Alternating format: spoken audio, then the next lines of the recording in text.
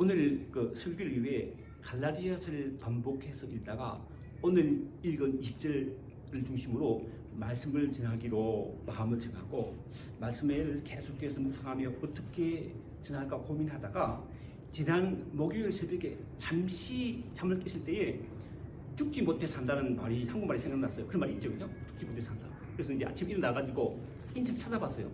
죽지 못해 산다 쳐보니까요. 이런 글이 제일 먼저 떠오르는 한번 제가 읽어보겠습니다. 부분만. 인생은 한 번뿐이다. 한데 아쉬움이 크다. 수중하며 살기 없기 때문이다.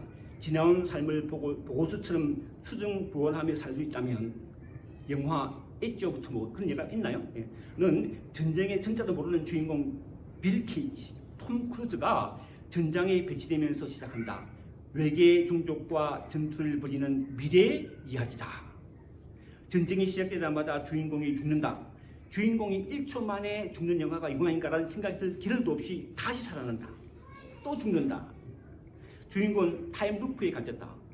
어리둥절하던 주인공은 죽음이 거듭할수록 불리한 상황을 수정보완한다. 미리 알 수 있는 상황들에 승산 없었던 외계 생명체와의 전쟁에서 승리한다. 해피 엔딩 오락영화가 주는 묘한 여운이 남았다. 오늘 내 하루 그리고 누구도 이쪽할 수 없는 내일의 인생이 소중하다는 생각을 했다. 주인공은 처음에는 자신의 상황을 오락처럼 들겠지만 수없이 반복되는 현실에 괴로워한다. 많은 사람이 죽지 못해 산다는 말을 입에 달고 산다. 예전에 모신 이모의 전화통화 첫마디는요. 죽지 못해 살고 있습니다. 숨만 쉬고 있지요 였다. 하지만 목소리는 늘 밝았다. 죽지 못하는 삶 속에서 희망을 품고 살아가는 모습이다. 모두가 비슷한 속마음이 아닐까? 여러분들 그러세요? 코로나19로 세월을 인생을 한탄하며 보내고 있다. 불과 1년 전만 해도 이렇지 않았는데 정말 재미없고 힘들다는 말이 잎이 붙었다. 영화를 보면서 한탄해도 달라질 것이 없는 현실을 떠올렸다. 지나온 세월에 대한 한숨과 후회보다 이미 맞이한 지금과 금방 다가올 내일을 기대해야 하지 않을까. 힘든 현실로 말미암아 죽지 못해 산다는 말을 하면서도 내일에 대한 희망을 걸고 살아가는 우리 사람들의 마음을 잘 표현한 글이라는 생각이 들었습니다. 그런데요, 성경이 우리에게 주는 가르침은요, 죽지 못해 산다가 아닙니다. 오히려 살기 위해 죽는다는 것입니다. 우리가 어떤 힘들고 어려운 상황에 처한다 할지라도 내가 죽을 때 비로소 우리에게 허락된 한 번뿐인 인생을 참으로 행복하게 살 수 있다는 것이 성경의 가르침인 것입니다. 물론 여기서 우리가 죽는다는 것은요, 우리 목숨을 스스로 끊는다는 것이 아니라 정욕과 탐심으로 가득한 내가 그리스도와 함께 믿음으로 십자가에 죽는다는 것이며, 그때 비로소 우리에게 아픔과 좌절과 절망을 주는 죽음을 이기시고 다시 사신 주님과 함께 믿음으로 살아감으로 하나님이 기뻐 받으시는 행복한 삶을 산다는 것이죠. 이러한 진리를 담고 있는 20절 말씀을 제가 다시 한번 읽어보겠습니다. 들어보세요. 오직 내 안에 내가 그리스도와 함께 십자가에 못 박혔나니 그런즉 이제는 내가 사는 것이 아니요 오직 내 안에 그리스도께서 사신 것이라. 이제 내가 죄 가운데 사는 것은 나를 사랑하사 나를 위하여 자기 자신을 버리신 하나님의 아들을 믿으면서 사는 것이라. 여러분, 우리가요 믿음으로 살아가는 이유는요, 믿음으로 살아야 구원받기 때문인데, 믿음으로 산다는 것은 무엇보다도 나를 위하여 십자가에 못 박히신 주님과 함께 믿음으로 죽는다는 것이며, 이는 믿음으로 늘 십자가를 바라보며 산다는 것이죠. 그래서 우리 교회 본당에도 십자가를 끝나잖아요. 또 교회 바깥에 십자가 탑도 높이 그려가지고 왜? 보고 죽는 것이죠. 우리 교회뿐만 아니죠. 다른 교회도 다 십자가 걸려 있습니다. 그죠? 십자가를 바라보며 살아가는 것이죠. 그래서 세상 사람들은 우리가 믿는 기독교를 십자가 신앙이라고 합니다. 그런데 잊지 말고 반드시 기억해야 할 것이 있죠. 그것은 우리가 믿는 기독교는 십자가 신앙에서 끝나지 않고 부활 신앙으로 이어진다는 거예요. 아무 죄 없이 신 하나님 아들 예수께서 우리 죄를 대신하여 갈보리 언덕 십자가에 못 박혀 죽으시고 장사 지낸 바 되었다가 3일 만에 죽음을 이기시고 다시 살아나시기 때문입니다. 그래서 우리가 믿는 기독교를요, 부활 신앙이라고도 합니다. 근데 참으로 안타깝게도 많은 그리스도인들이 실제의 삶 속에서 이 십자가 신앙과 부활 신앙을 잊어버리고 살 때가 많아요. 우리가 매주 예배 드릴 때 사도신으로 우리 십자가 신앙과 부활 신앙 고백하죠. 오늘도 고백했죠. 그죠? 이들도 고백하는데 실제로는 주님과 함께 십자가에 못 박히지도 않고 또한 부활하신 주님과 동행하는 삶을 살지 못할 때가 많다는 것입니다. 나는 교회를 다니며 예수를 믿는다고 하면서도 말입니다. 초대교회 갈라디아 교회 성도들도 그러했다는 거예요. 사도 바울로부터 복음을 전해 듣고 예수를 믿어 하나님의 자녀가 되었음에도 불구하고 그들이 처음 받은 복음에서 벗어나 잘못된 신앙의 길로 들어서고 있었던 것입니다.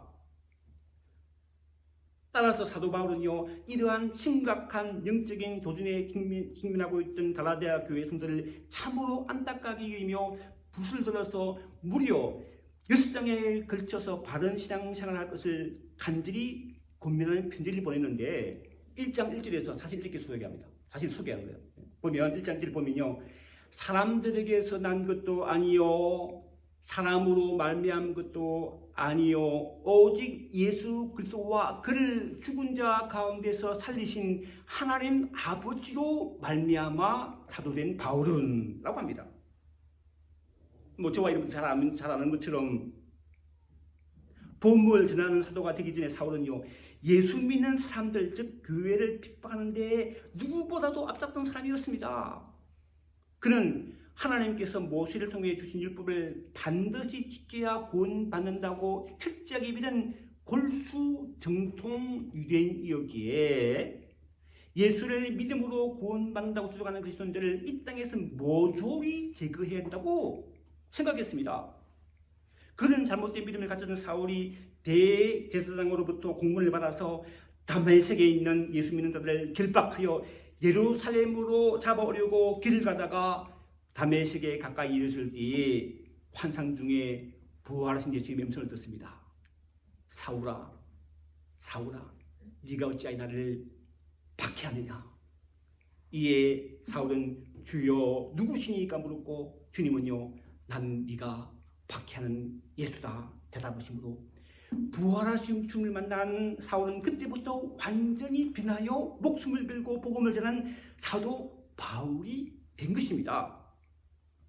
이처럼 자신이 복음을 전한 사도가 된 것은 오직 하나님의 뜻으로 된 것이라고 고백하며 인사말을 시작한 사도 바울은 이렇게 인사를 마무리합니다. 1장 4절로 오신 말씀인데요, 읽어보면 그리스도께서 하나님 곧 우리 아버지의 뜻을 따라 이 악한 세대에서 우리를 건지시려고 우리 죄를 대속하기 위하여 자기 몸을 주셨으니 영광이 그에게 세세토록 있을지어다. 여러분, 지금 우리는요, 코로나 바이러스로 말미암아 정상적인 삶을 살지 못하는 고통 가운데 있습니다. 그래서 오늘도 다 마스크 쓰고 그런 일이 있잖아요. 이게 환난이죠, 그죠? 그리고 이 변이 바이러스가 생김으로 말미암아 환난과 시간이 더욱 길어지고 이제 뭐 언제 끝날지 아무도 장담치 못하는 상황이 되었습니다. 참으로 안타까운 일이 아닐 수 없습니다. 코로나 바이러스 때문에. 그런데 여러분, 코로나 바이러스보다 더 무서운 것이 있죠. 그것은요, 우리 모두를 완전한 죽음에 이르는 죄입니다. 코로나 바이러스도 무섭지만 몇몇 사람만 죽어요. 목숨만 죽어요. 하지만 죄는요, 모든 사람을 완전한 죽음에 이르게 하는데 다윗은 시편 14편 1절 3절에서 우리 모두가 죄인이라고 이렇게 증거합니다. 어리석은 자는 마음에 이르기를 하나님이 없다 하는도다. 그들은 부패하고 행실이 가증하니 선을 행하는 자가 없도다. 여호와께서 하늘에서 인생을 굽어 살피사 지각이 있어 하나님을 찾는 자가 있는가 보리 하신즉 다 치우쳐 더러운 자가 되고 선을 행한 자가 없으니 하나도 없도다 라고 합니다. 오늘 함께 예배드리는 우리도 예외가 아니기에 사도 바울은요 로마서 3장 23절에서 이렇게 말하죠. 모든 사람이 죄를 범하였으며 하나님의 영광에 이르지 못하더니. 요걸요 그 현대리 성경이 좀 보다 와닿게 번역했더라고요. 모든 사람이 죄를 지어 하나님의 영광스러운 표준에 미치지 못하였더니. 표준 미달이면요 탈락입니다. 그래서 탈락이죠. 영광스러운 하나님에 들어가지 못하고 지옥불에 떨어진다는 거예요. 바로 하나님 앞에 우리가 지은 죄 때문이에요. 죄를 피할 사람은 없습니다. 오늘 아침에 샤워하면서 어젯밤 씻고 잤는데 채원이가 또 나오더라고요. 제가 그렇다는 거예요. 그렇죠? 하나님께 주신 말씀대로 살지 못한 죄로 말미암아 우리는 하나님의 저주를 받아 죽을 수밖에 없는 존재가 되는 것입니다. 그런데 이러한 우리에게 참으로 기쁜 소식이 전해졌습니다. 바로 누구요? 하나님의 아들 예수께서 우리가 하나님 말씀대로 살지 못한 죄를 대신하여 십자가에서 죽으심으로 우리의 죄값을 모조리 치우신 것입니다. 이것이 복음이죠. 로마서 3장 24절 말씀입니다. 그리스도 예수 안에 있는 속량으로 말미암아 은혜로 하나님의 은혜로 값없이 의롭다 하심을 얻은 자 되었느니라. 여기서 속량이라는 말은요 영어 성경에 리뎀션이라고 했는데 사도 바울은 에베소서 1장 7절에 이렇게 찬양했습니다. 우리는 그리스도 예수 안에서 그의 은혜의 풍성함을 따라 그의 피로 말미암아 속량 곧 죄의 사함을 받았느니라. 또 골로새서 1장 14절에서도 그의 아들 안에서 우리가 속량, 그의 아들 안에서 예수 안에서요 속량 곧 죄의 사함을 얻었다 합니다. 그렇죠? 이처럼 속량이라는 말은요 죄의 사함을 이란 말인데 성경 사전을 찾아보니요 속량하다라는 말이 이렇게 풀이되어 있더군요. 종의 신분을 면하여 자유인이 되다. 이 말을 이 풀이를 보면서 오래전에 일이 생각났어요. 옛날에 제가 중학교 다닐 때 하루는요 학교 마치고 집에 갔더니요 우리 행복했던 집이요 난장판이 되어 있더라고요. 얘가 이전에 말씀드렸죠. 빚쟁이 와가지고 완전 천국에서 우리 집을요. 야, 그때 천국이 지금도 생각납니다. 그렇죠? 우리가 하나님의 말씀을 거스르는 죄를 범할 때 바로 이와 같이 꼼짝없이 주의 종이 된다는 거예요. 그런데 이런 우리에게 기쁜 소식, 복음이 전해졌습니다. 죄가 전혀 없으신 하나님의 아들 예수께서 우리 대신 십자가에 못 박혀 죽으심으로 우리의 모든 죄값을 치르신 것입니다. 그리고 우리가 이것을 믿을 때에 우리는 제사를 받고 죄에서 완전히 자유로운 의로운 자가 되는 것입니다. 이게 복음이에요. 그런데 참으로 이상한 일이 갈라디아 교회 성도들에게 일어났습니다. 예수 믿어 의롭다 하심을 받는 너무나도 귀한 복음의 진리를 버리고 다시 율법을 지킴으로 의롭다함을 받으려 하는 현상이 나타난 것입니다.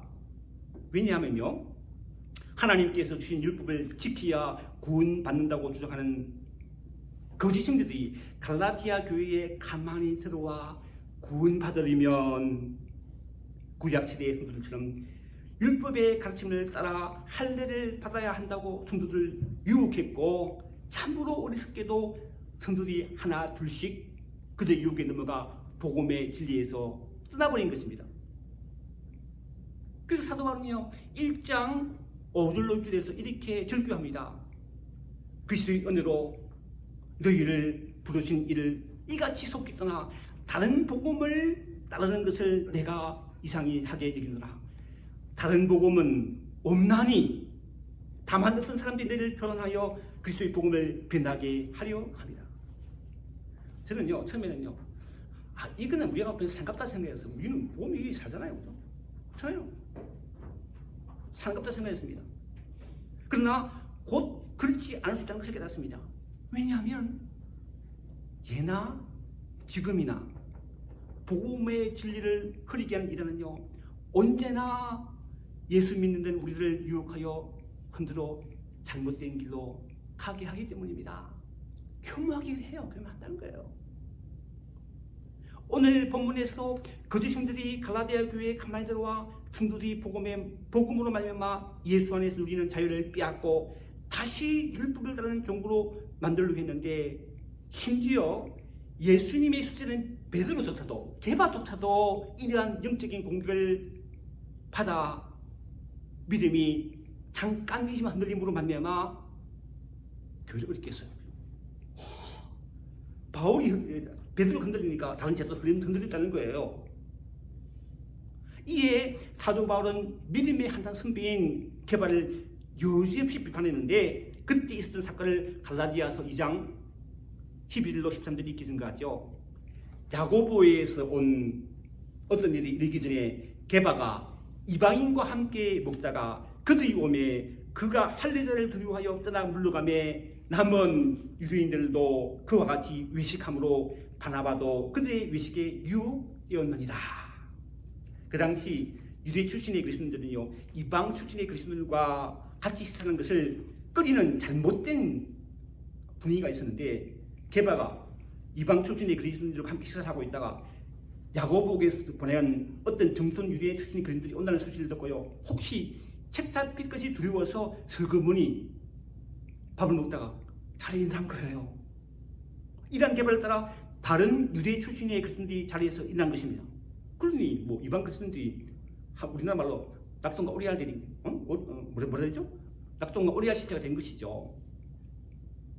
이 이야기를 전해들은 바울은 선배인 계발을 강하게 책망한 것입니다. 2장 14절인데요.